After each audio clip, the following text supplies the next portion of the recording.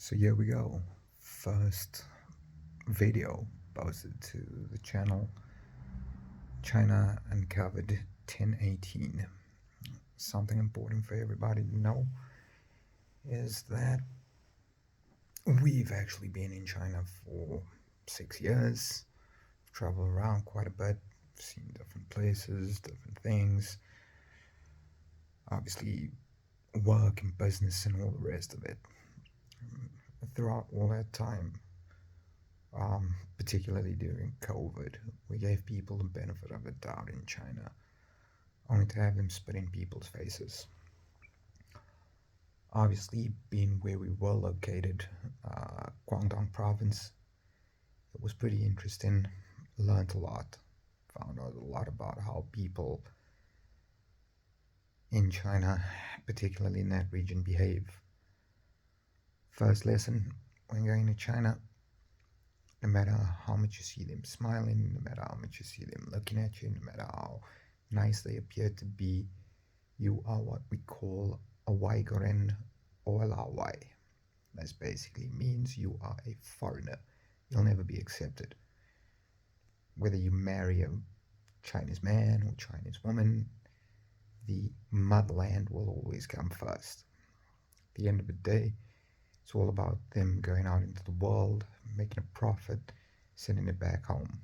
Predatory practices are rife. Pretty much two of the worst provinces in China when it comes to counterfeiting is Zhejiang province, particularly Yiwu, and then you've got Guangdong province. So most of you might have seen what's been happening with Hermes and LVMH and all the rest of it. And yeah, one might make the argument that they are, contracted and everything's made in China and all the rest of it. Here's the funny thing. None of these companies actually make their jewelry in China. This includes companies like Cartier, LV, Hermes. I mean, when was the last time you actually saw a Hermes ring? Yet it's being manufactured in China, sold via de minimis. So it skips through a lot of inspections pretty much all over the world. And one of the good things is that President Donald J. Trump put an end to the de minimis. This means that where Chinese TikTok sellers of counterfeit goods would be like, don't worry, buy for $50 and it's free shipping. The funny thing is, we were actually there. We recorded it. We got the proof. The surprising thing is that a lot of counterfeit goods actually make their way into the Western world. And then from there, those buyers then become resellers. So you could take a look at pretty much any one of Western social media accounts. You're talking things like WhatsApp, which is actually banned in China, yet Chinese sellers are able, particularly those in the counterfeit business, are able to use WhatsApp business accounts. Things like Instagram, which is banned in China, they utilize it quite effectively and efficiently. Facebook, pretty much take your pick, and they're involved in it. VPNs are big, and obviously, like I said, for particularly for jewelry, your copy ones, and mostly copy ones, which is like 95% the original. The only thing that's different is the actual, materials being used. Comes from a little town in Guangdong province, which we're pretty familiar with. In due course, I guess we'll post a lot of new videos and stuff like that there. But for now, we thought we'd just leave you guys with a little bit of an insight into it.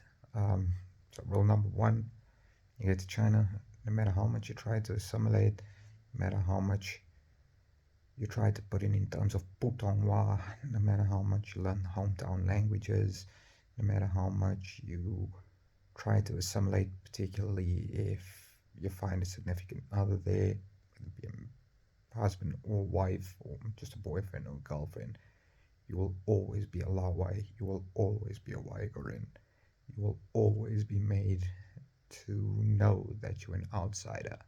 Yet those same people go to Western countries, completely take advantage of pretty much everything, including laws.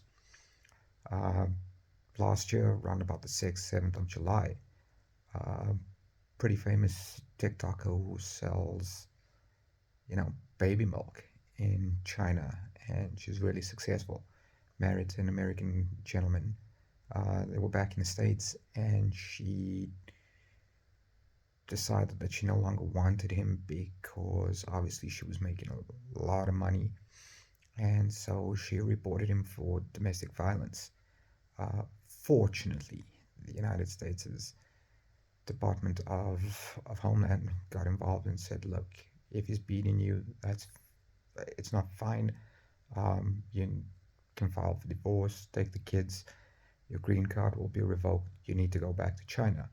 Wasn't 2 days later she was back on TikTok talking about, no, no, no, no, no. It was just publicity stunt because business was bad. So that's what you're pretty much dealing with there. Um, if any of you guys are a little bit more interested in it, uh, check out some of our shorts. Um, I mean, it's just ridiculous as to how much counterfeiting and bribery and lies take place in China. And Chinese have a saying, loosely translated into English: lie if you can lie, cheat if you can cheat, steal if you can steal. Loosely related into English, to have another saying: don't blame the thief from stealing from you if you leave the door open. Things like transshipment and origin washing, while most people think that it's based almost exclusively in East Asian countries, you'd actually be surprised just how far Chinese are willing to go to origin wash things. So Middle East, Africa, just pretty much everywhere. Um, Violating laws, paying bribes to get containers passed through customs without actually paying all the duties on it, under invoicing. And my suggestion to Western governments: ban, while everybody's talking about TikTok, ban WeChat, ban Wexian. Just get it done. But until the next video, guys, take it easy. We'll see you real soon.